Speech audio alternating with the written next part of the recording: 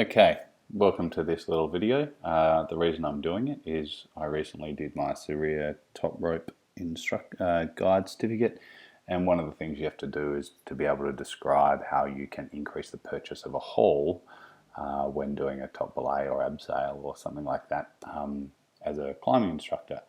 And there wasn't a real good explanation for exactly how you do in fact calculate increase in purchase. Now there's some systems that are quite simple, and there are other systems that become increasingly complex, particularly if you have prussics involved, or you have prussics pulling in opposite directions or something like that, particularly once you get up around 9 to 1 or 11 to 1 mechanical advantage systems. So what I thought I'd do is put together just a quick movie that just shows a basic way of analysing a pulley system and trying to work out what the mechanical advantage is.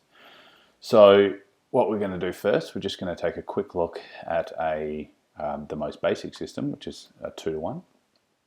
So if we just take a quick sketch here of we'll just put a fixed point in. So think of this as a strong point of the ceiling of a shed or something like that. Now if we do that and connect a rope to it, and we go down and back up through a pulley, and let's hang some sort of mass off this, maybe 10 kilogram mass. A bit messy, but that's okay. So then we've got someone at the other end here. Well, that's a bit rude. So we've got somebody hanging at the other end here, holding this line. And basically they're just holding this mass static, so it's just hanging in space, and they're holding the end of the rope. Now I think most people could look at this system and intuitively say that half of the 10 kilos will be held here. So this person effectively feels like they're only holding 5 kilos.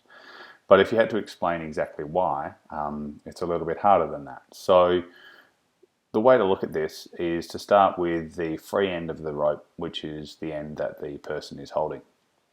So what we're going to do is describe the force felt at this end of the rope as tension, and we're going to call it T. So, So the amount of force that this person is feeling in this rope is called tension, and we're calling it T at this end of the rope. Now, the next part is the key assumption for analysing purchase systems through pulleys, and that is that tension has to remain constant in a piece of cord. So this piece of cord or rope goes through a pulley system and then up until it's tied off at a fixed point.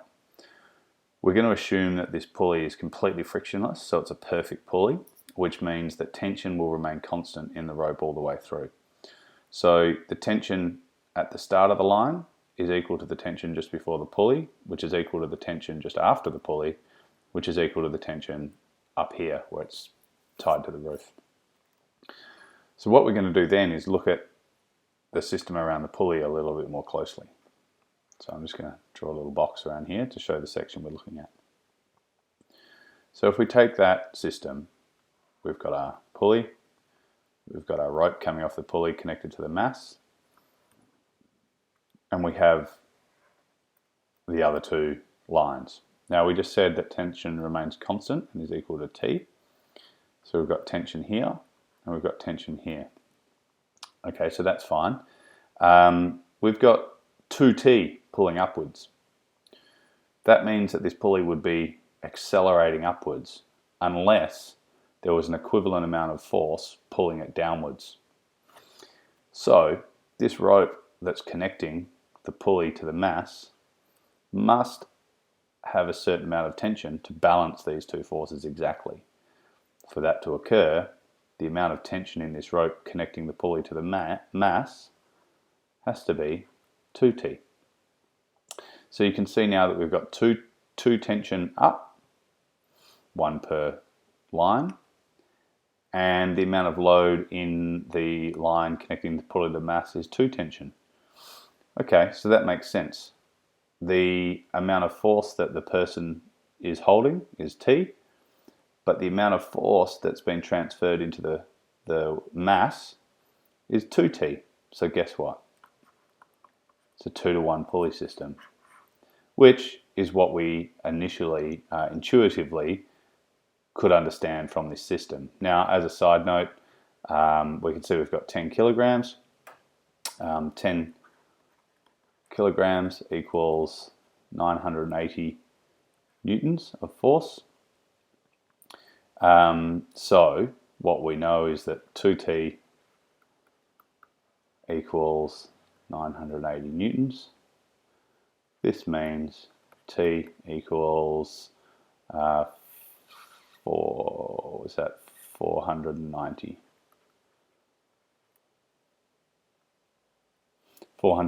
newtons. So this person is holding 490 newtons, which allows them to support a mass that provides a force of 980 newtons. Don't worry too much about the numbers, they're not really relevant to what we're about to do. Okay, so that's a basic 2-to-1 pulley system. The key parts of that are that tension must remain constant in a cord, and pulleys are assumed to be perfectly frictionless. So that includes, in the rock climbing sense, that includes carabiners, even though we all know that's not the case.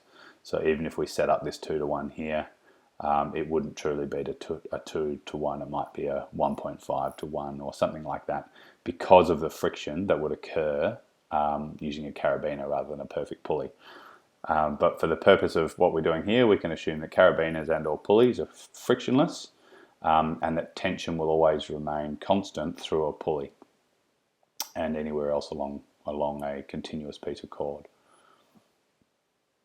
Okay, so I'm going to delete that now. Actually, I might just dim it, and that way if we need to come back to it, we can. Okay, so let's start to look at it in more of an actual, on the rock face sense. So on the left here, I've drawn a basic belay setup. What have I drawn? We've got a fixed point. We could call that a bollard. It could be that you've got 3 anchors in and you've triangulated off them, equalized, come down to a power point, and that's what this point represents. All it means is that here we have a fixed point that doesn't move. Now we've got a pulley here that really is just a carabiner. So this whole system here is pretty much just a power point with a carabiner clipped to it. We've got a climber, and they're down the wall somewhere. This is the main climbing line, and the main climbing line will come up through your carabiner and or pulley, carabiner, and there's probably an ATC or some sort of belay device in the system here as well.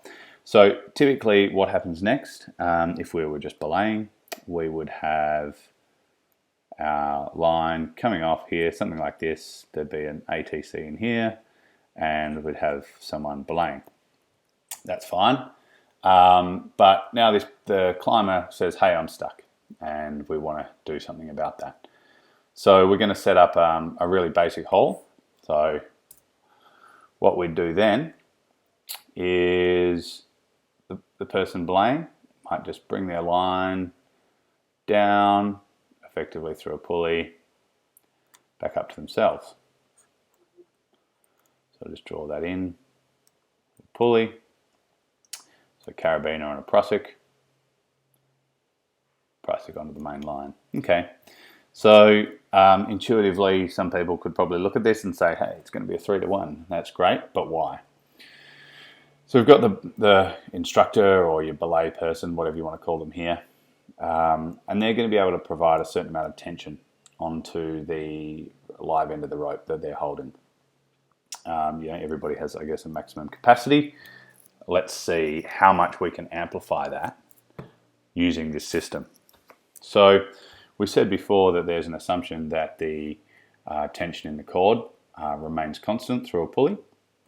So that means that down here we're going to have tension equal to T, which is the input from the belayer. Similarly over here we'll have T, up here we'll have T, up here we'll have T, and just above the prusik we'll continue to have T. That's the amount of tension in the cord. Things change below the prusik. but we'll go to that in a minute. So first of all, what I'm going to do, let's have a look just around. Let's have a look just around the actual prusik. Just not bother with that. So let's just have a look in this section here. So what do we have? We'll bring this over to here. What do we have? We've got tension, we've got a pulley, but the first two lines, you've got tension out this way, you've got tension out this way, and we've got the prusik coming off the carabiner down this way. So, just like before, the tension in the prusik has to be 2T to balance the other two lines, which have equal tension. Okay, so that becomes quite interesting. So we've got tension from the belayer through the pulley, tension going up to the other pulley, constant tension through a cord, and that results in a 2-to-1 system just in this local area. Okay, so what does that mean? That means that just below this pulley, we effectively have,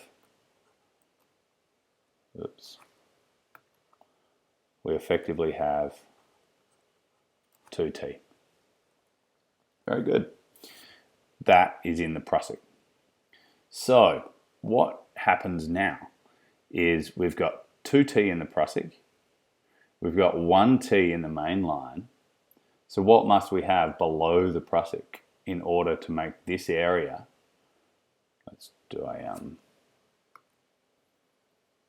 we'll add a layer.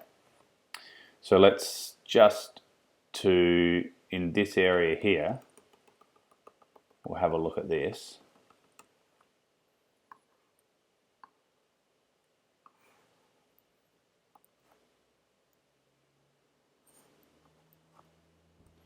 Main line, prusik, 2T, T. What do you reckon the tension has to be below? 3T.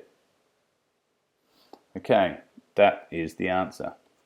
So, if we've got 1 unit of tension being applied to the free end by the belayer, with this system, you can see that we end up with triple that amount of tension being transmitted to the climber. So this is a 3-to-1 mechanical advantage.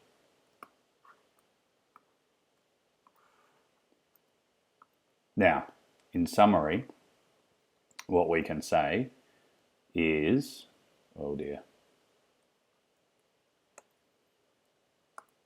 In summary, what we can say is that, again, as before, the tension in the cord remains constant through the pulleys. The only time the tension changed in the main line was because we crossed the prusik. And that's because the prusik is effectively fixed to the main line. And because this part of the prusik had 2T, the tension in it, and 1T from the main line, we contribute 3T to the main line below the prusik, which results in a 3-to-1 mechanical advantage.